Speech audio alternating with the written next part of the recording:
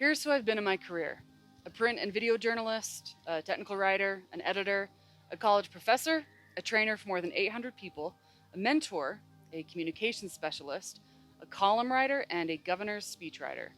Here's also who I've been in my career: discouraged, let go, laid off, unemployed with 3 degrees, employed but with no health insurance, unhappy in a job, angry that my boss didn't do the work but got paid more, and depressed about the work itself.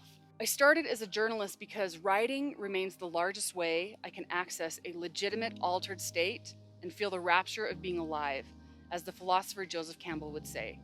But I don't write creatively in my day job because the last newsroom job I had paid me a yearly salary that I could have earned working at a coffee shop. On the wall of the newsroom hung this quote by Maya Angelou: "If you don't like something, change it.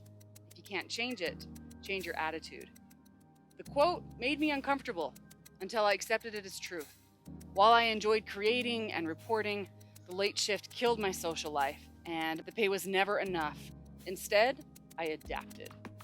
Over and over, I told myself I was not a failure, and I told myself that adapting through failure was success. After being the full-time speechwriter for the governor of Washington, he's that same dude who ran for president a few years ago, I now write his mini speeches for each bill that he signs, and I edit reports that legislators across the state read about important topics that change the lives of Washingtonians.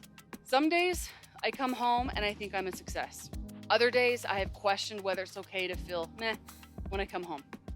And let me tell you, it is fine. It does not make you a failure, it makes you human. So here's the collection of lived advice that I offer as you open yourself up to uncertainty and adaptability in your college path.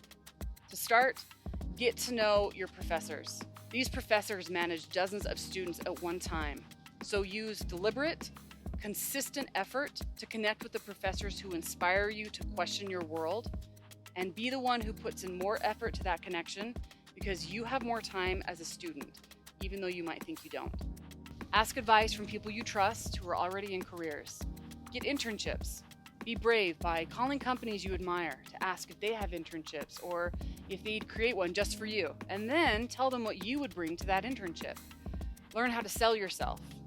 Get comfortable with it now instead of later. Learn how to invest in yourself, your resume, and learn how to interview for a job. And if you haven't had a job before and you are physically and emotionally capable of doing so, go get a job. I've taught a few students who had to create a resume without having work experience, and let me tell you, those are tough resumes to create.